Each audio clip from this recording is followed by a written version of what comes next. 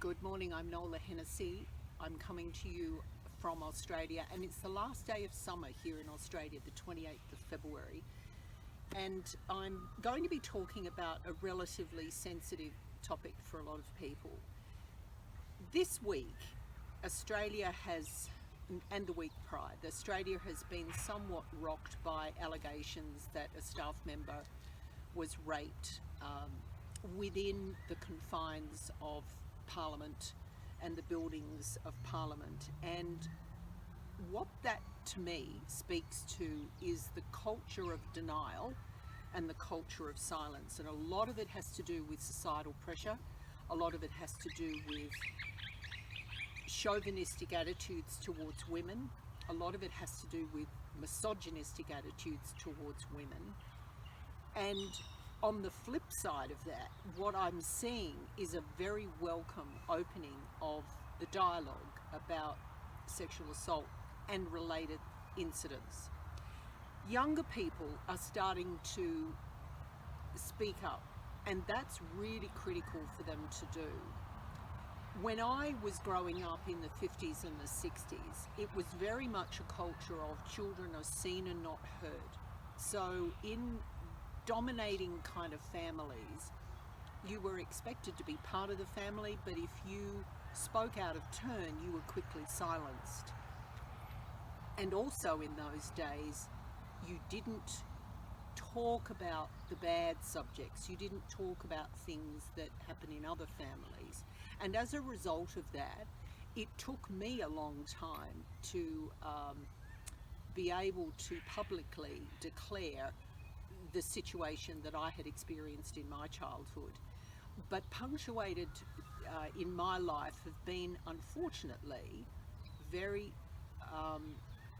bad incidents of male on female assault, and to the point in my early 20s, just prior to emigrating to the United States, I was placed in an at-risk situation that I didn't know was going to come about, as most people in that situation don't. And I was sexually assaulted by 3 males at the one time. Now, one of the things that a lot of people don't want to recognize, they want to put their blinkers on and say, no, if I'm not seeing it, it can't be happening. If I'm not hearing it, it can't be happening, is that people in positions of power, people who have public positions of notoriety, oftentimes are not held to account.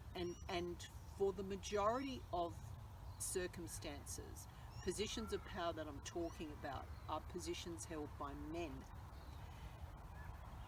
The awful part about somebody who has a position of power in taking and disempowering their victim is that the victim feels, for whatever societal pressures there are, for whatever conditioning they've had in life, the victim often feels that they don't have credibility if they speak up, because what they've been programmed to believe from a very young age is that it's your fault if something happens to you.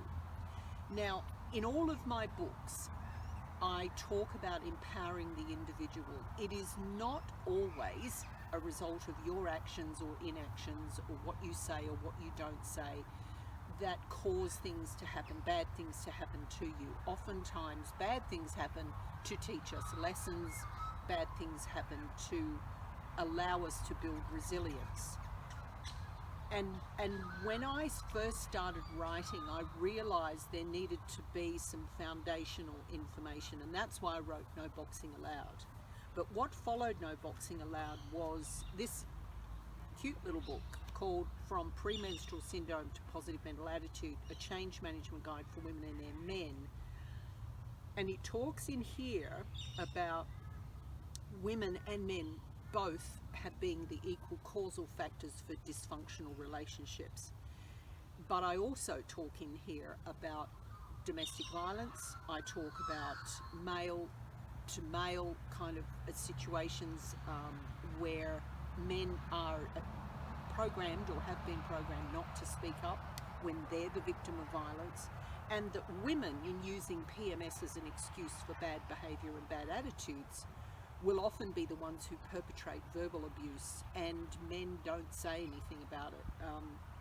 Women can be physically violent, I believe, and there's certainly emotional manipulation that occurs by women on men who allow themselves to be manipulated by it. So this book really puts a very big magnifying mirror in front of everybody and says, wake up, these are the symptoms of controlling and manipulative relationships, do something about it. And ultimately, it is the person's choice what they do about it. Now, I've chosen through my life, as a result of the programming I received as a child, up until I was in my mid-40s, I chose not to say too much. But as I got older, and as a result of my own experiences and the sense of ownership of needing to speak up to help others, I started writing books.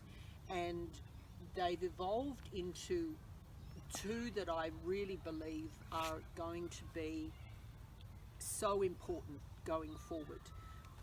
This one, From PMS to PMA, I think is precious in redefining relationships and literally throwing out the rubbish about men are different. We're all the same. We're all human beings. Men aren't wired differently. Men and women are programmed differently as a result of their upbringing. Now, to help in terms of trauma associated with sexual assault and other assaults, and I've been literally the recipient of all types of assault, which is quite an interesting thing when you reflect on the impact, and it varies based on what type of assault it is, obviously. I wrote this book called Feronia, the little girl who learned to fly free, and I wrote that as a children's book. It's very short, it's in large print, and it does have some photographs through it that allow children to see images and understand the emotion behind those images. Now, this particular one, this is a picture not of me, but of what I used to do. I used to go to a railway line that was down the street when I was about 7 or 8. I used to go to that railway line, which was a dangerous thing to do, no doubt, but that's where I sat and contemplated what the hell to do to manage the assaults that I was being subjected to, and where my parent at the time wasn't listening to me. So this book, Feronia, is written mainly for children up to 15, and it's all about finding a trusted adult to talk to, someone who will listen to you, because in my life I wasn't listened to, and as a direct result of that I bottled a lot of things up, and I wasn't able to find my voice until about 20 years ago, so my very early 40s. Now, the last book that I've written at the moment, and this is not my last book ever, but it's the most recent one, is Post-Traumatic Stress, Not a Life Sentence. And really what this does is it shines the light on the myth that it's a disorder. It's not a disorder. It's an injury that you are subjected to, and the symptoms arising from that injury, the long-term impacts of that injury being a psychic injury, an emotional injury, not a mental thinking injury. It's an emotional injury, and how it manifests for a long time afterwards is not a permanent dysfunction for you. It can be healed, and it's up to you to heal yourself.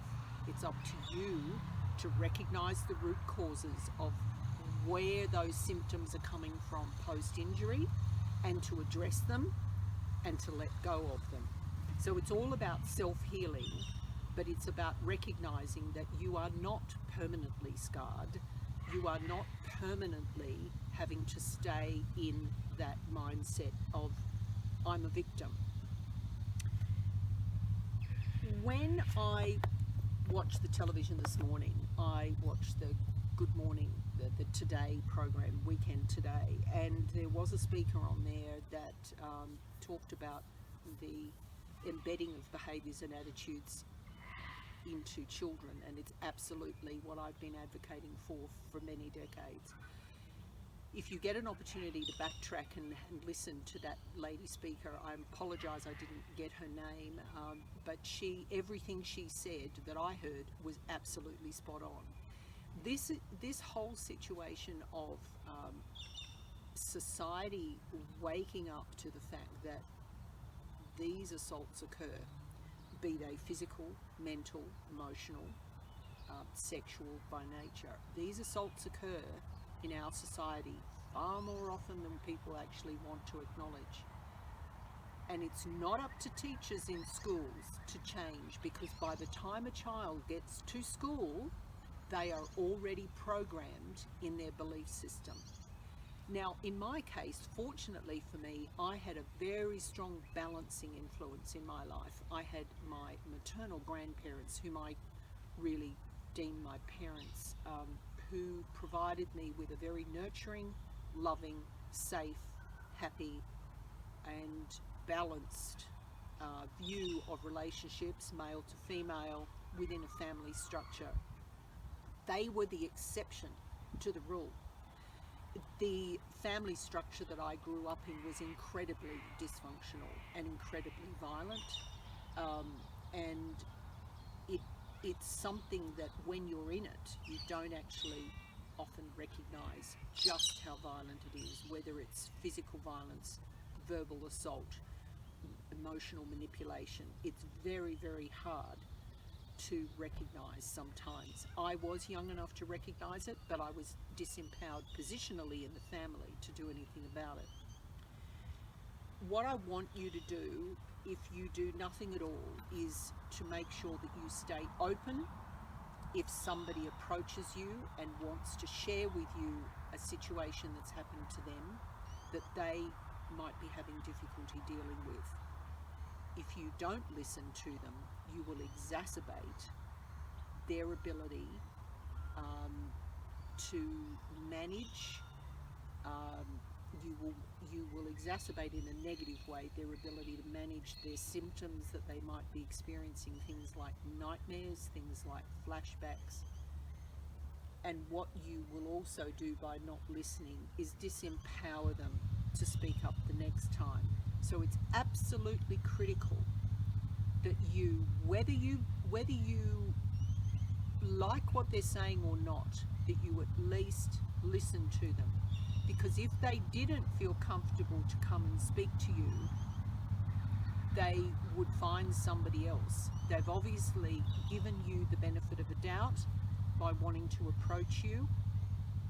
Similarly, if you know something is going on and somebody is not speaking up, then I would strongly suggest that you purchase one or more of these books. This particular one, I've subtly given them to women that I know are in toxic relationships to help empower them.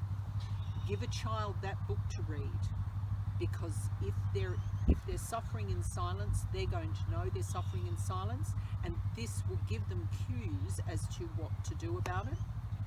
And if you have an adult who has been diagnosed with post-traumatic stress disorder and given a label, given a box, given a life sentence, give them this book and explain to them that this will actually unlock the door so they can get out of that prison that they've been placed in by a diagnosis that is probably incredibly misguided and doesn't take account of the holistic person, their experience in life, their level of resilience, and their ability to heal themselves.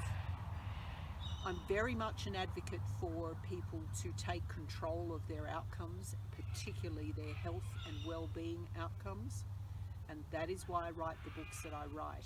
I trust that you will listen if somebody approaches you, and I trust that you will show empathy and understanding and have compassion from them that comes from your soul.